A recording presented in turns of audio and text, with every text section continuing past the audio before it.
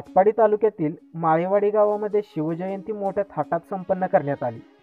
सध्या राज्यात कोरोना विषाणूचा प्रादुर्भाव वाढत असल्याने शासनाच्या सर्व नियमांचे पालन करून काही मोजक्याच लोकांमध्ये शिवजयंती उत्साह पार पाडण्यात आला।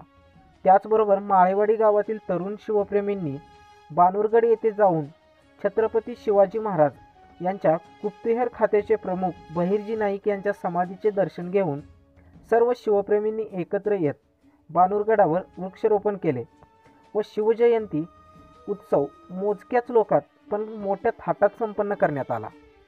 छत्रपती शिवाजी महाराज की जय श्रीराम हर हर महादेव।